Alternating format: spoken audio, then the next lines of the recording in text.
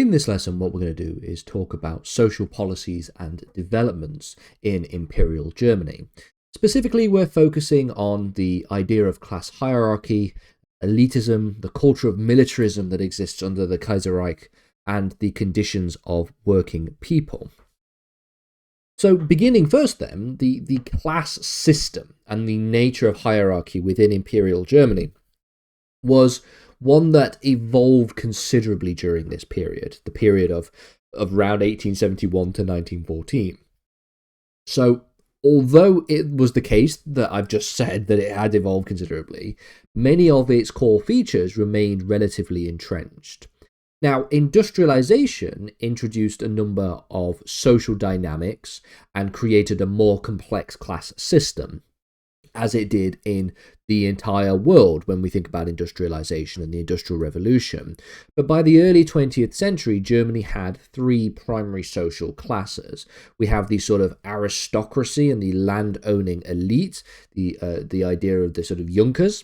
We have the more middle-class system, the bourgeois, and then we have those who are the working class.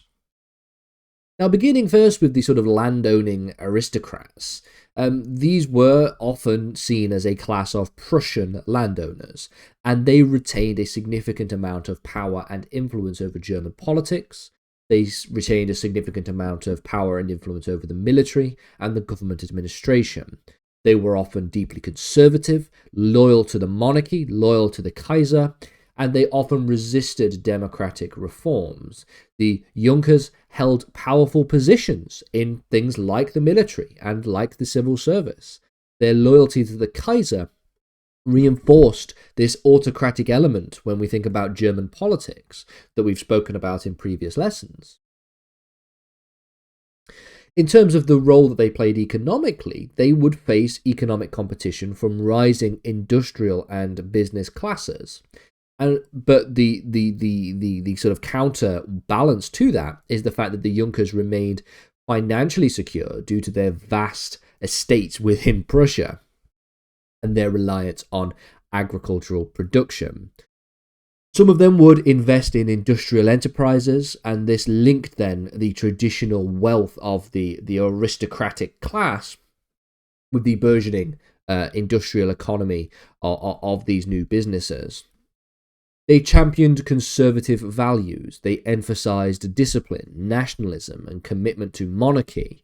They maintained exclusive social circles and emphasized traditional roles and lineage, and they reinforced social distinctions between aristocracy and the other various different classes.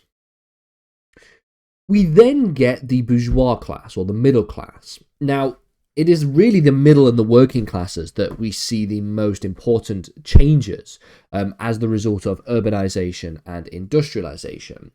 These included the entrepreneurs, the industrialists, the bankers, the professionals, people like lawyers and doctors and academics and civil servants.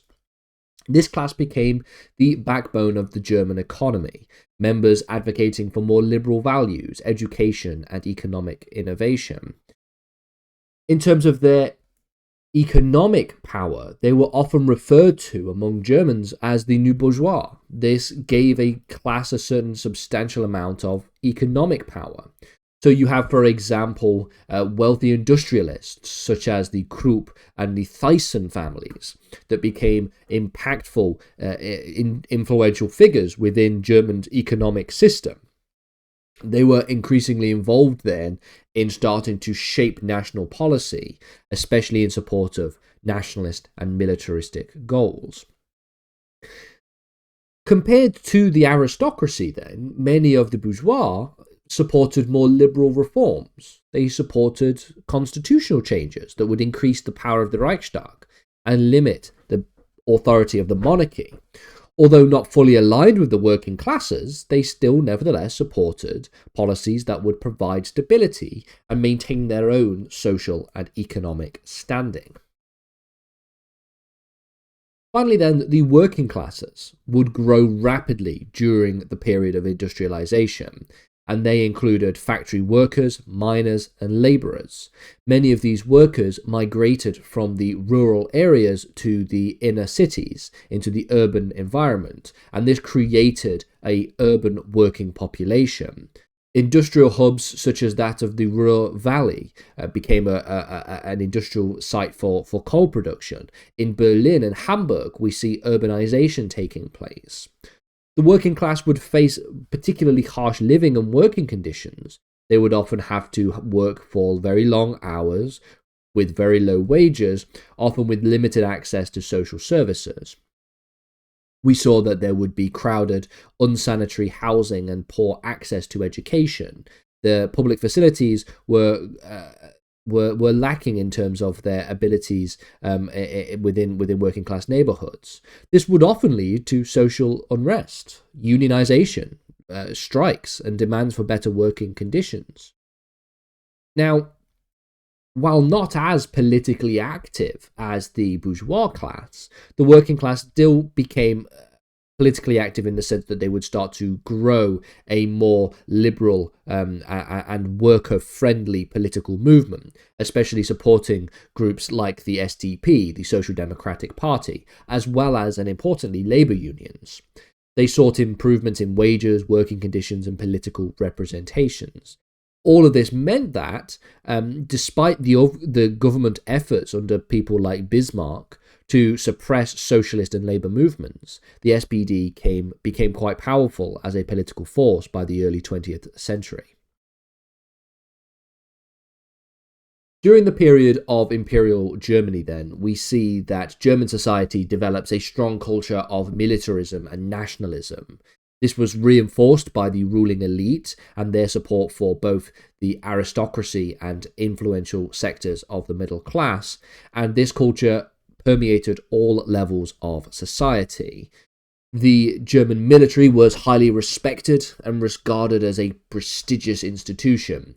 It provided social mobility for individuals from lower classes who sought to rise through the ranks on the basis of merit.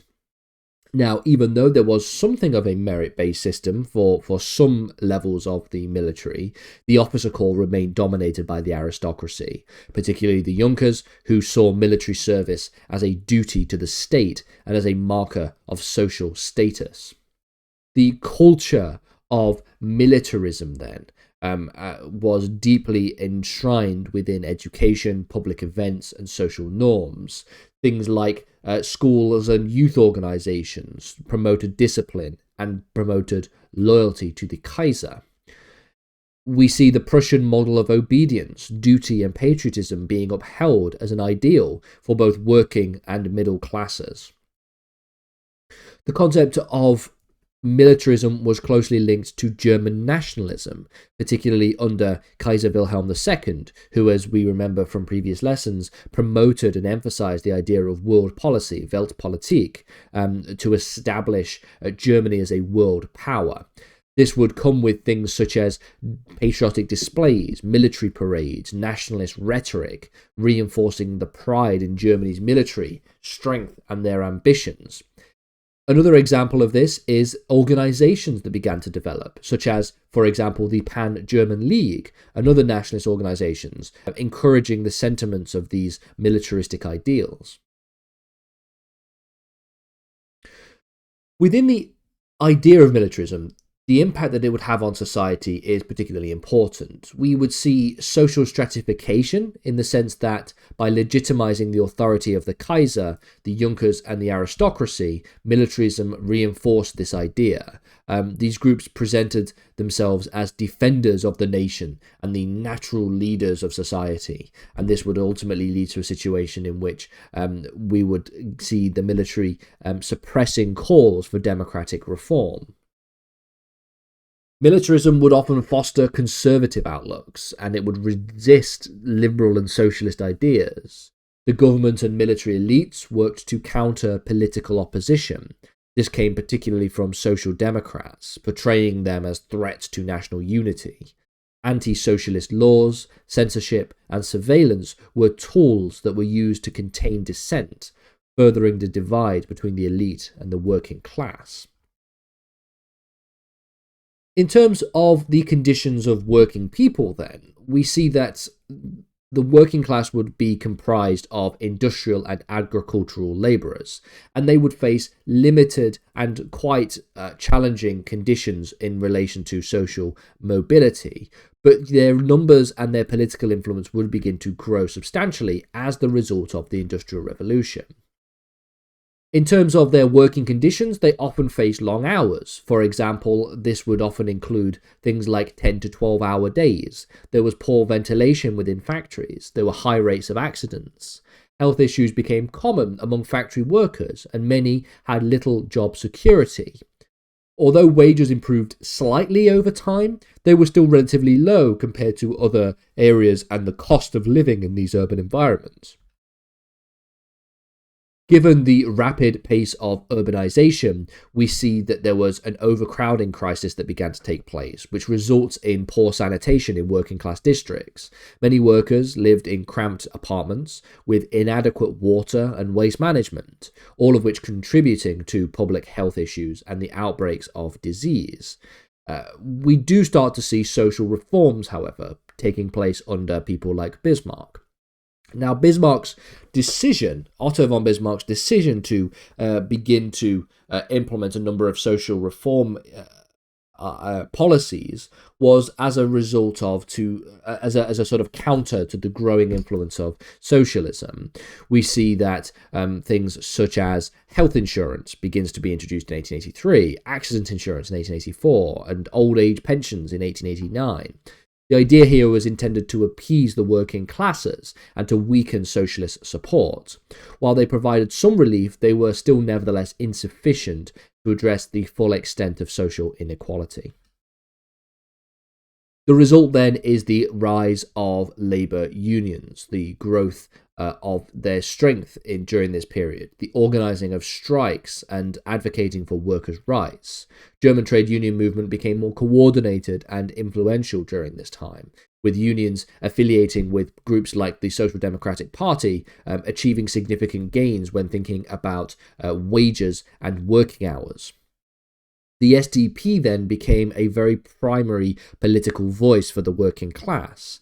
Now, despite government repression and anti-socialist laws, the SPD still nevertheless gained support among industrial workers, and they emerged in the early 20th century as the largest party within the Reichstag. But as we've known from previous videos, the German constitution limited the authority that the Reichstag had during this time, but nevertheless this represented quite a significant political endeavour for the working classes, having significant support within the Reichstag.